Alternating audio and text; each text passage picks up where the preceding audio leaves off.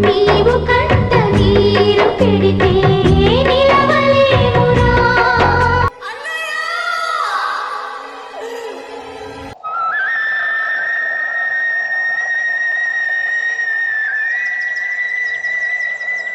బాబు మా చెల్లెది ఇలా పుట్టినరోజు ఉంది, పైసలు కావాలి. ఏమైనా పని ఉంటే చెప్పు బాబు, దండం పెడతా. అబ్బా ఇలా ఎట్లైనా పని దొరికింది, చెల్లెకి మంచిగా కేక్ తీసుకోవాలి.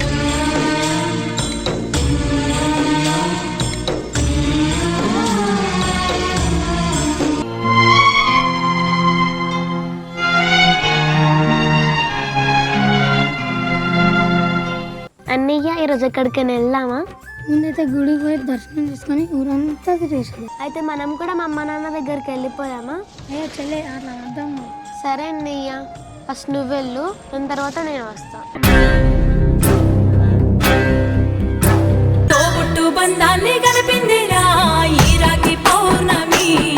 అన్నా అయితే నాకు మాట ఇస్తావా? చెప్పురా. మనం బ్రతికినా కలిసే బ్రతకాలి, చచ్చినా కలిసే చావాలి. అవేం మాటలురా, పుట్టినరోజు నాడు అట్లా మాట్లాడద్దు. దుర్గమ్మ ముందట ధైర్యం చేసి ఒక ముచ్చట చెప్తా అనుకుంటున్నా. మన అమ్మాయి గాయత్రిని కృష్ణకిచ్చి పెళ్లి చేస్తే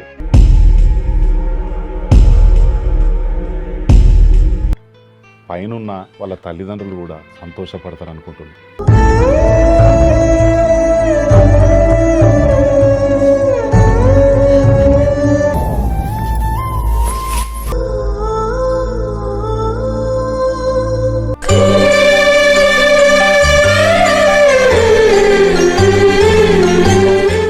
బాగున్నావానే? బాగున్నావా? బాగున్నా అన్న.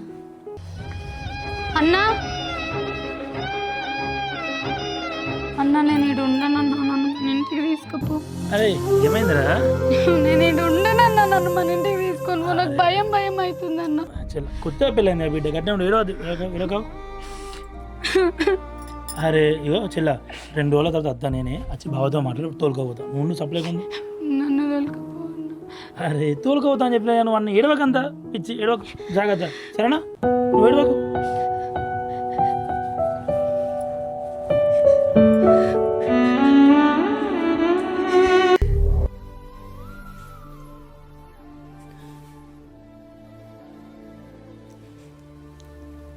ఏమైందండి? ఏం ఆలోచిస్తున్నారు? మా చెల్లి గురించి. చెల్లి గురించా? అవును, మా చెల్లెని విడిచిపెట్టి ఒక గడియ ఉండబోతుంది. అట్లాంటిది అలా మా చెల్లె లేకపోయేసరికి మనసంతా అగులుగులవుతుంది. ఇక అంతే కదండి, పెళ్ళయ్యాక ఏ ఆడపిల్లైనా అత్తారింటికి పోవాల్సిందే కదా.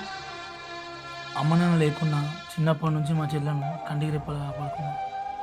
అయినా మా చెల్లెకు పెళ్ళయిందంటే నా బాధ్యత తీరిపోయింది అనుకోలేదు. రేపు రోజున నా చెల్లెకి నా కష్టం వచ్చినప్పుడు అన్నాని కాకుండా నాకు భర్త అనేవాడు ఉన్నాడు అని ఒక భరోసా ఉంటే చాలా ధైర్యంగా ఉంటుంది నాకు. చూడండి, మీరు జ్యోతిని చెల్లెలా కాదు, మీ ప్రాణంగా చూసుకున్నారు. గాయత్రి, నీలా అర్థం చేసుకునే భార్యలు నాకు నిజంగా అదృష్టవంతుడు.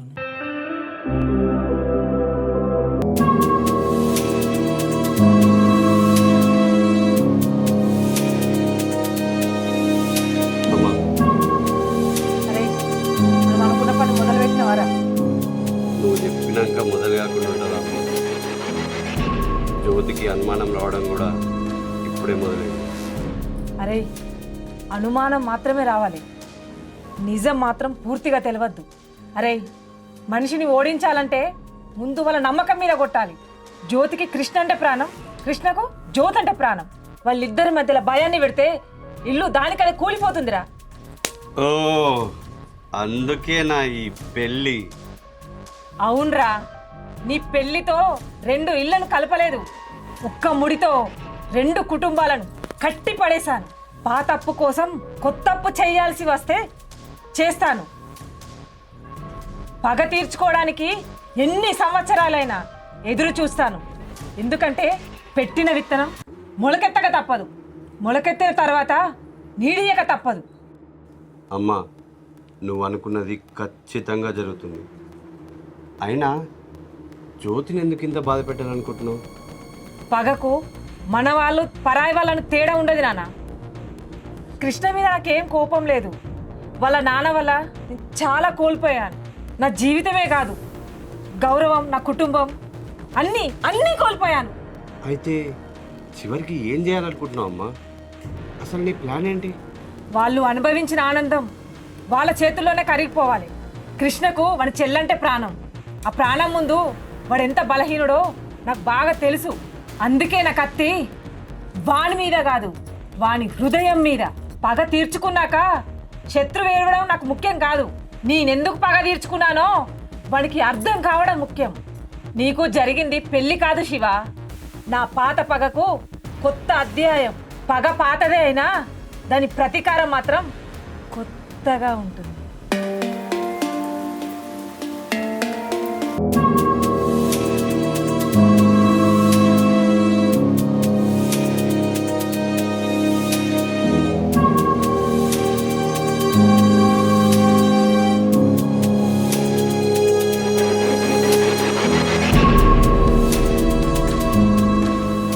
గాయత్రి, అమ్మా బాగున్నావమ్మా? బాగున్నామమ్మా. కృష్ణ ఎలా చూసుకుంటున్నారా? చాలా బాగా చూసుకుంటున్నామ్మా. అమ్మా, చెల్లెకి ఇక్కడ ఎటువంటి లోటు లేదమ్మా. కృష్ణ ఎటు వెళ్ళిండమ్మా? ఇప్పుడే బయటికి వెళ్ళినమ్మా. రామ్మా కూర్చో. తల్లి, కృష్ణ నిన్ను మంచిగా చూసుకుంటుండారా? మంచిగా చూసుకుంటానమ్మా. కృష్ణ నిన్ను ప్రేమగా చూసుకుంటుండని నాకు కూడా తెలిసిన, కానీ ప్రేమగా చూసుకోవడం వేరు, నీకు నచ్చినట్టు జీవించడం వేరు. నీకు తెలుసా గాయత్రి, నా జీవితంలో నేనేం కోల్పోయాను? ఏం జరిగిందమ్మా? నాకు కూడా కలలు ఉండేవి తల్లి. నా పిల్లలతో, నా భర్తతో మంచి ఇంట్లో సంతోషంగా ఉండాలని. కానీ పరిస్థితుల వల్ల నేను ఉండలేకపోయాను తల్లి. నా పిల్లలు ఎవరి ముందు తల వంచకుండా ఉండాలని పరిస్థితులు, అందరి మాటలు నా జీవితాన్ని నాశనం చేశాయి.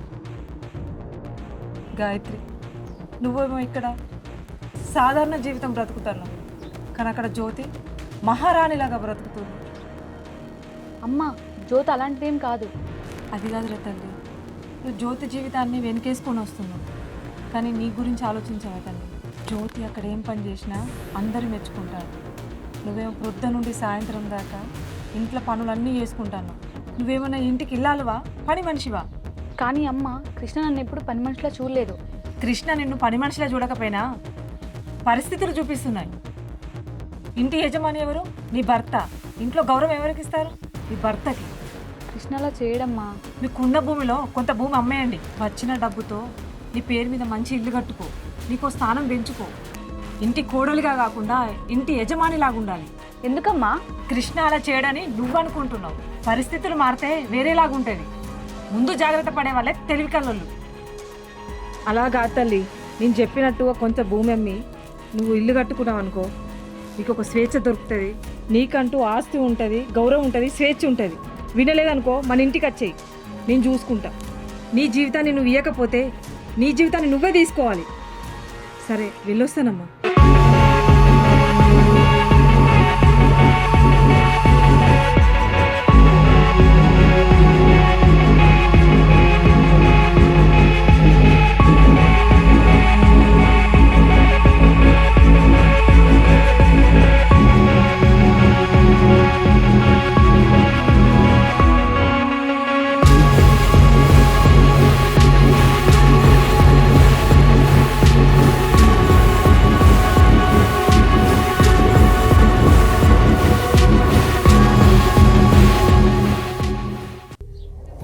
గాయత్రి, కొంచెం అన్నమే. అన్నం ఇస్తా, కానీ ముందు నీకు ఒక విషయం చెప్పాలి. ఏందే? మనం తొందరగా మన అమ్మ వాళ్ళు ఇచ్చిన భూమిని అమ్మేసి ఇల్లు తీసేసి మంచి ఒక బిల్డింగ్ కట్టుకుందాం. అగో, ఇల్లు తీసేసింది. ఇది మా అమ్మ జ్ఞాపకం కదా. అమ్మ నాన్న జ్ఞాపకం కాదు. నేను ఎంత రానిలాగా బతికినా మా ఇంటి దగ్గర, ఇక్కడ ఎట్లున్నా ఒక పని మనిషిలాగా ఉన్నా నేను ఇక్కడ. అసలు నీకు ఎవరు చెప్పిన అన్నం పెట్టదా? అన్నం పెట్టుడు కాదు, నాకు ఇప్పుడు చెప్పు. నాకు ఫస్ట్ ఇల్లు తీసేయాలి. ఇల్లు తీసేసి మంచి బిల్డింగ్ కట్టాలి. నాకు ఇవేం అవసరం లేదు, ఈ ఇంట్లోనే ఉంటాం. నీకేం తక్కువైంది ఇక్కడ? ఏం తక్కువైందా? అవును, అక్కడ మహారాణి లాగా బతికినా నేను, ఇక్కడికి వచ్చి పని మనిషిలాగా ఉన్నా. ఊటికి గతలేని చెల్లె పోయి అక్కడ మహారాణి లాగా రాజభోగాలు అనుభవిస్తుంది. ఏం మాట్లాడుతున్నావే? అవును, నీ చెల్లె కూటి గతిలేందే. నీ చదువుకున్న అమ్మాయి కదా, సంస్కారం ఉంటుంది కదా, అర్థం చేసుకునే అమ్మాయి అనుకున్నా. కానీ నువ్వు కూడా అందాలంటే అమ్మాయివే. నువ్వెన్ని చెప్పినా మారవు. నిన్న అమ్మ దగ్గరికి పోతున్నా.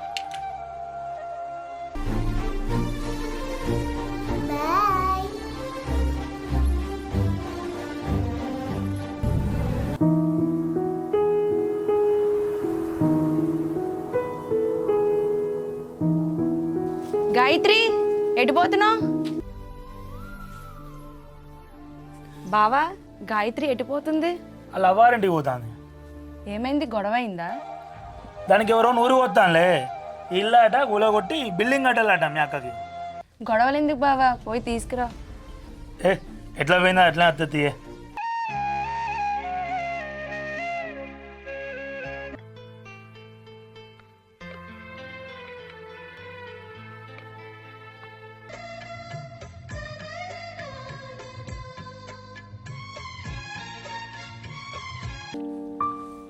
జ్యోతి మంచిగున్నావా? మంచిగున్నా. అవు చెల్లా మంచిగున్నావా? మంచిగున్నానే అన్న. మంచిగున్నావా? మంచిగున్నారా? వదిలేదన్నా ఇక 10 నాలుగు పెట్టుకుని ఇంటికి పోయిందిరా. గట్లెట్లా పంపించినావన్నా? పోయి తొలకరాపో. అరే మనకు ఉన్నదే ఒక ఇల్లురా. ఇల్లు తీసేసి పెద్దది కట్టాలి, బిల్డింగ్ కట్టాలని చెప్పి లోలి పెట్టుకున్నది. పోనీ లేరా చెల్లా, అదే వస్తుంది. నువ్వుదా.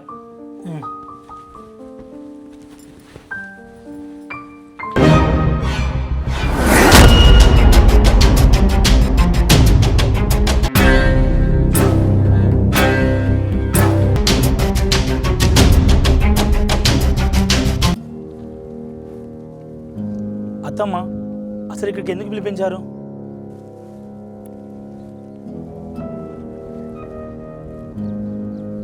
కృష్ణ, నీ చెల్లె జీవితం బాగుండాలని నీకెంత కోరిక. నా చెల్లె జీవితం నా ప్రాణం కంటే ఎక్కువ అత్తమ్మ. అది నాకు తెలుసు అల్లుడు, అందుకే నేను పిలిపించిన. అత్తమ్మ చెల్లికి ఏమైనా అయిందా? ఏమీ జరగలేదు, జరగదు కూడా. అసలు నాకేం అర్థమవుతలే అత్తమ్మ. మీ చెల్లె మీ ఇంట్లో ఉంది కదా, కానీ సంతోషంగా లేదు. మీ చెల్లె సంతోషంగా ఉండాలని కోరుకుంటున్నావు కదా. అవునత్తమ్మ. అయితే మీ చెల్లె సంతోషానికి అడ్డంగా ఉంది ఎవరో తెలుసా? అది నువ్వే. నేనా? నీ చెల్లెకు ఎప్పుడు బాధ కలిగిన ప్రతిసారి నీ దగ్గరకే వస్తుంది, ఎప్పుడు నీ మాటనే వింటుంది. తనకు భర్తున్న మొదటి స్థానం నీకే ఇస్తుంది. అత్తమ్మ అది అన్నయ్యగా నా బాధ్యత. నీ బాధ్యతే ఆమె సంసారానికి శాపంగా మారింది. ఒక ఆడపిల్ల పెళ్ళైనాక కూడా పుట్టినింటి నీడలోనే ఉంటే ఆమె సంసారం మెట్టినింట్లో ఎట్లా నిలబడుతుంది కృష్ణ? నీ చెల్లి మహారాణిగా బ్రతకాలంటే ముందు ఆ పుట్టినింటి నీడ నుండి బయటకు రావాలి. నేను ఇప్పుడు మా చెల్లెని ఆపలేదు అత్తమ్మ. నువ్వు ఆపలేదు, నీ అతి ప్రేమ నీ చెల్లెను కట్టి పడేసింది. చూడు కృష్ణ, కొన్ని బంధాలు రక్షణగా కనిపిస్తాయి, అదే ప్రేమ ఎక్కువైతే సంఖ్యలవుతాయి. అత్తమ్మ అది ఇప్పుడు నేనేమంటావు? నువ్వు ఈ భూమి మీదనే ఉండకూడదు. అత్తమ్మ ఏం మాట్లాడుతుంది? నువ్వు కరెక్ట్గానే విన్నావు. నువ్వు ఉన్నన్ని రోజులు నీ చెల్లె నీ గురించి ఆలోచిస్తుంది. అదే నువ్వే లేకపోతే నీ చెల్లె తన భర్తతో సంతోషంగా ఉంటుంది. అత్తమ్మ నిన్ను చావమని నేను చెప్పడం లేదు కృష్ణ. నీ చెల్లి కోసం నీ జీవితాన్ని త్యాగం చేయగలవా అని అడుగుతున్నా. నా చెల్లి సంతోషం కోసం నా ప్రాణాలని ఇస్తామ్మా. అదే నీ బలహీనత కృష్ణ. నువ్వు ప్రపంచాన్ని జయించగలవు. నీ చెల్లె కన్నీళ్లు పెడితే మాత్రం విలవిలలాడిపోతావు. నీకు అమ్మ నాన్న లేరు, వాళ్ళు చేసిన పాపానికి ఎప్పుడో నరకానికి వెళ్ళిపోయేది. ఒక్కసారి ఆలోచించు. నువ్వు కూడా మీ అమ్మ నాన్నల దగ్గరికి పోయినావనుకో, నీ చెల్లె ఇక్కడ మహారాణిలాగా సంతోషంగా ఉంటుంది. నీ చెల్లి నవ్వుతుంది, నీ చెల్లి సంసారం నిలబడుతుంది. నీ త్యాగం ఎవరికి తెలియకపోయినా నీ చెల్లె జీవితం సంతోషంగా ఉంటుంది.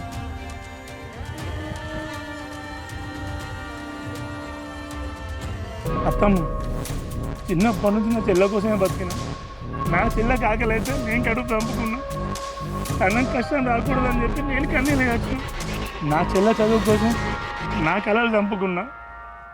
నిజం చెప్పాలంటే నా జీవితం మొత్తం నా చెల్లెకి అంకితం చేసి ఇప్పుడు కూడా నా చెల్లె కోసం ప్రాణాలు ఇవ్వాలంటే భయం లేదు అత్తమ్మ. ఇచ్చేస్తాను ఆనందంగా సంతోషంగా నా చెల్లె కోసం నా ప్రాణం ఇచ్చేస్తాను.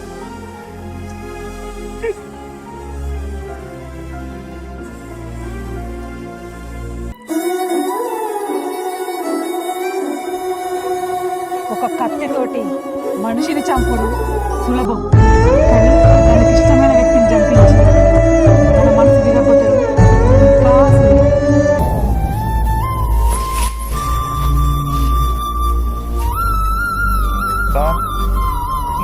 బాగా చూసుకో, కన్నీళ్ళు రానియకు.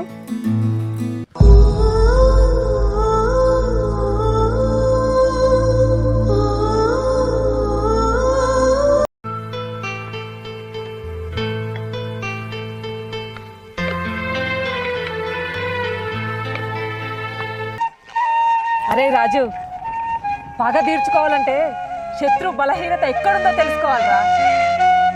అది ఆ కృష్ణ గారి బలహీనత వాడి చెల్లె.